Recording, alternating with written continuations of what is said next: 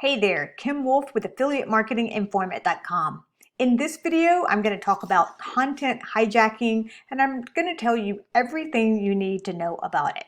So the reality is these gurus online are going to tell you that you can do a lot of things with this particular strategy. But this strategy can also get you in a lot of trouble, trust me. So I've done the research for you. Now, this is not legal advice. I'm not a lawyer. I can say that I've done the research for you, and I can say that in doing this online marketing thing as well, there are some things that I have learned along the way that just are not right. And so this is one of those strategies that really sticks kind of on that sort of borderline of, yeah, is this ethical or not? So I'm going to talk about that in more detail. If this video helps you out, don't forget to give it a like, subscribe to the channel below so that you get notified when I create more truth bombs just like these. And if you are interested in actually finding success online, especially if you've tried and you have not found success yet, definitely check out the link below for a special free training that's really going to hammer home why you are failing so that you can identify that, get over that, and then you know actually how to succeed. So definitely check out that link below, and let's jump into this topic. So the way this strategy is going to be spun to you are going to be headlines like these. So this is a particular product called BorrowFi. It was released on Warrior Plus recently. There's actually a launch promotion happening on this product right now. We just posted a review of this particular product, and you can see that on our YouTube channel.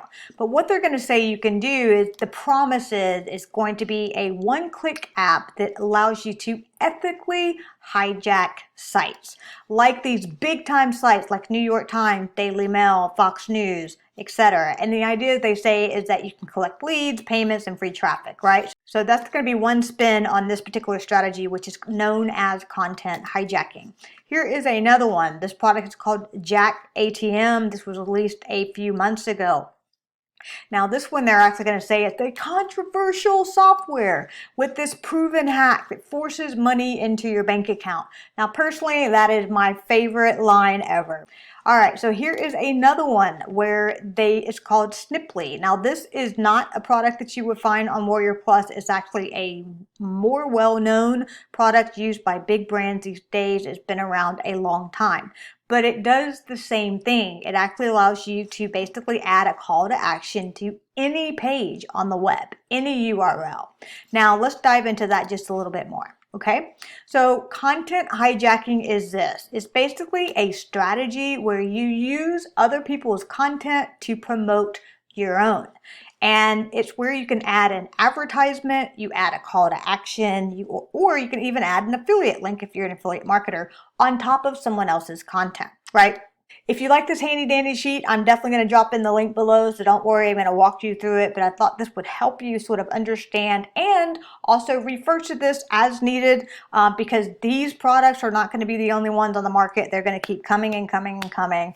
And so here is what you need to be aware of before you get sucked into all of their claims, right? So let me show you an example of a correct way to actually do this, right? So here is my website. This is AffiliateMarketingInformate.com. We own the content on here, we create it, we can say what happens to this website or not, right?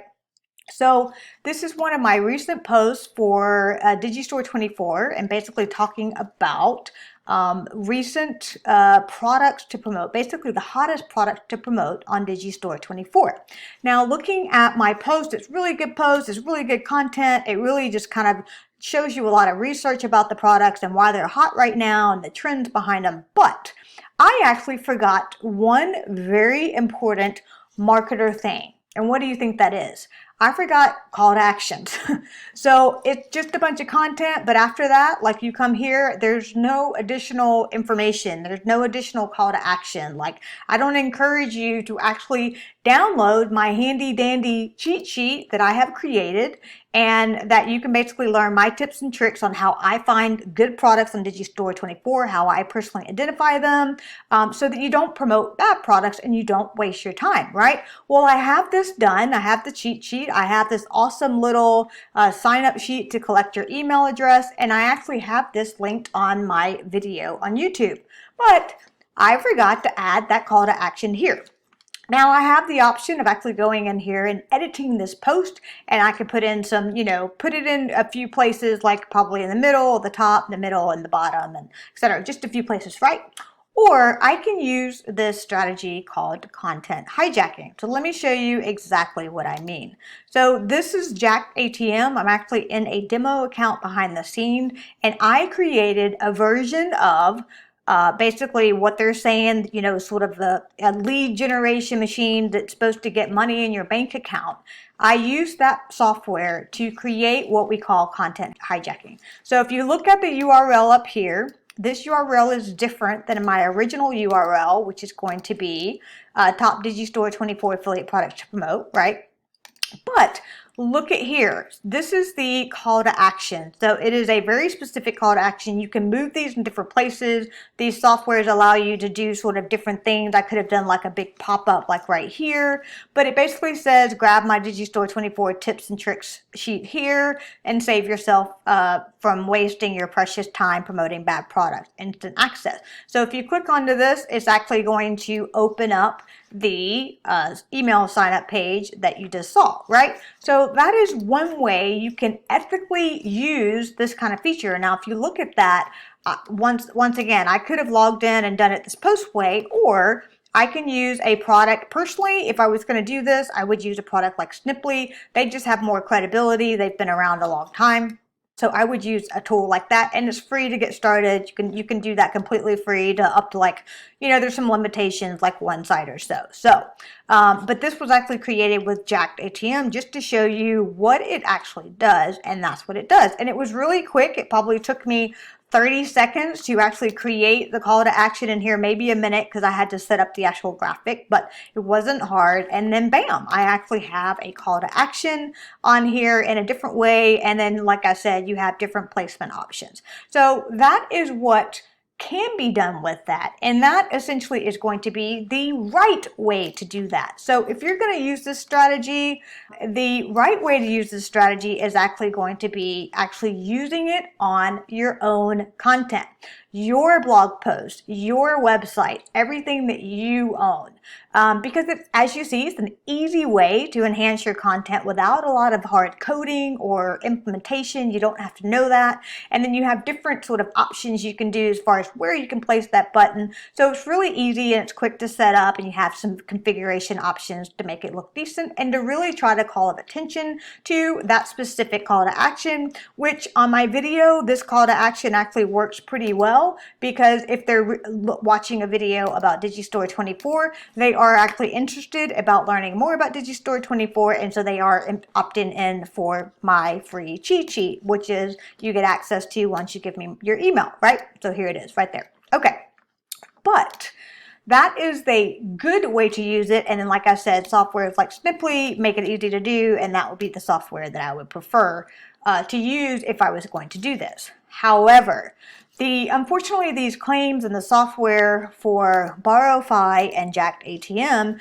they're going to say that you can do it on any website. Even Sniply is going to say that you can do that. And technically, you can. But here is why you shouldn't.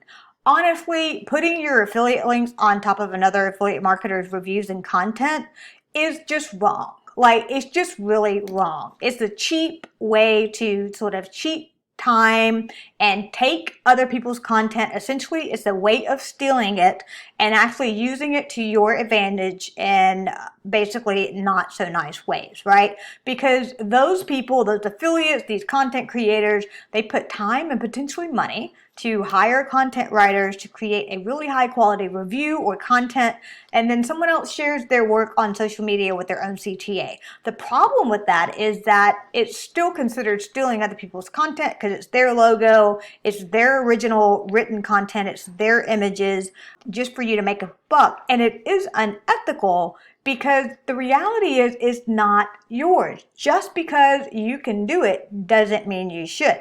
Now, if we want to get a little bit more specific, there are potentially even more sort of legal repercussions that you can hit on this, some big problems. You can actually get sued for that. So if you mess with some of the wrong brands that are normally advertised in those kind of sites, you can get in a lot of trouble. So not only can it get you legally sued because you're sort of infringing on copyright issues, all those images, the content, the logos, the website itself, and you're basically taking it and making it saying like it's kind of your own.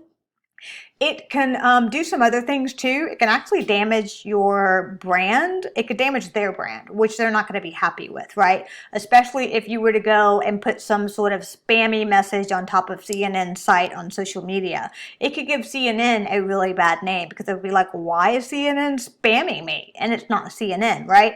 It shows a lack of respect for other content creators, and it's a great way to piss other content creators off, let me tell you. So let's just dig in a little bit more. I realize that I can just tell you one thing, you'd be like, it doesn't really matter, right? Well, no, let's dig in a little bit more. So I started looking at some issues about Snipply and sort of just this content hijacking, and it's all over this site, and it's essentially considered to be plagiarism.